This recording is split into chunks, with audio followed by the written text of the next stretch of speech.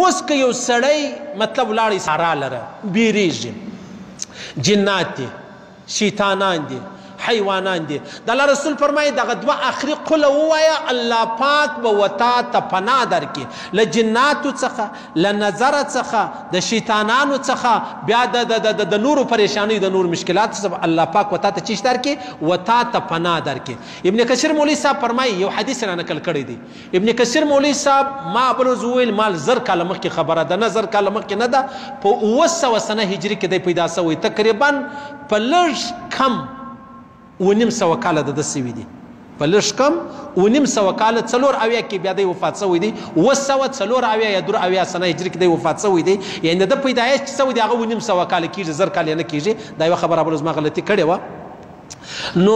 د یو حدیث نقل کړی دی پیغمبر علیه الصلاۃ والسلام حضرت عقبه ته ویلې ول تا ته زه یو ډېر زورور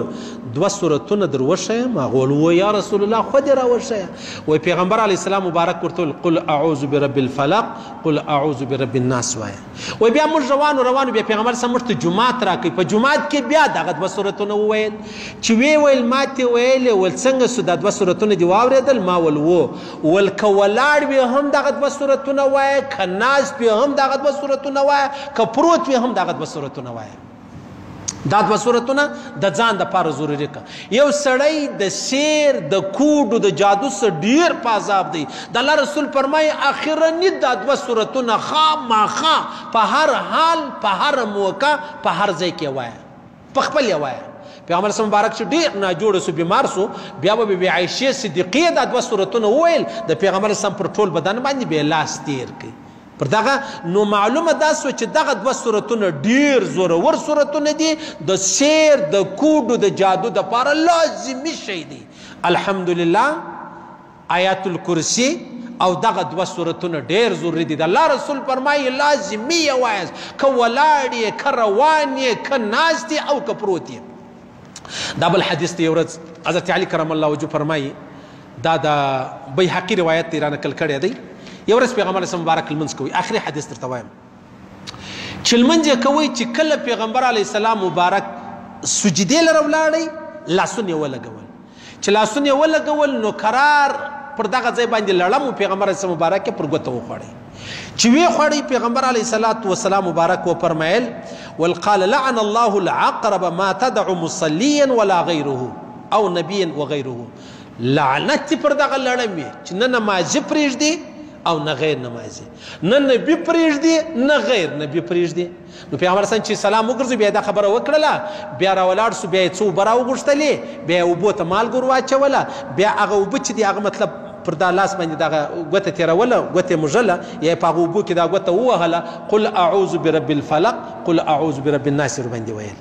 دغه تورې باندې ویل او دغه ګوته چې د هغه یې مژله هغه مطلب تروي اوبه چې کومې ویلې نو پیغمبر علیه السلام مبارک وفرمایلی چې کله تاسو کې څوک لړم یې وخوري هغه د څه شي وایي قل اعوذ برب الفلق قل اعوذ برب الناس یا دا اوس کې مطلب غلبوز یې وخوري قل اعوذ برب الفلق قل اعوذ برب الناس او دا بله تجربه خو لا بله ده و اوبو ته مالګه ور واچوه هغه د مالګې اوبه چې دي هغه مطلب پر دغه ځای باندې تېروه یا په لاس باندې مږه یا ګرسته دغه لاس یا ګوتې چې دي هغه په دا اوبو کې ونیسه صحیح سلو یا بل حدیث کې راځي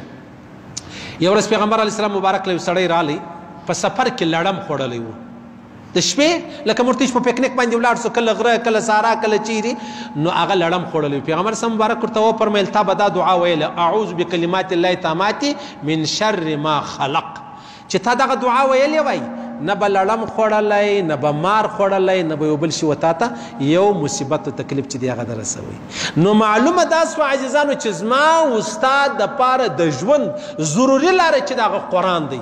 ضروري لاره چې د هغه محمد رسول الله دی ضروري لاره چې د هغه د الله ښوول دی چې وما تا ته راښوولي دی الله پاک دې و هر مریض ته شفای کامله ور نصیب کړي چې څوک نظر سوی دی الله پاک دې جوړ کړي الله دې شفا ورکړي الله دې صحت ورکړي او په کوم چا په سترګو کې دا زهر دی الله دې توفیق ورکړي چې دی ماشاء الله لا حول ولا قوة الا بالله ورسره ووایي یا څوک نظر سو په خپله د خپل ځان باندې دغه دعاګانې چې دي هغه وایي الله دې ویل اورېدل قبول منظور وګرځوي کې الله د خپل احکامات د جناب نبی کریم مبارک صلی الله علیه وسلم طریقې را نصیب کړي الله دې پر دې ویلو اورېدلو موږ ته د عمل کول توفیق راکړي موږ غریبان عاجزان ټول عالم انسانیت دې الله پاک پر دې تور مرګ ورکړي چې مرو دا ووایي لا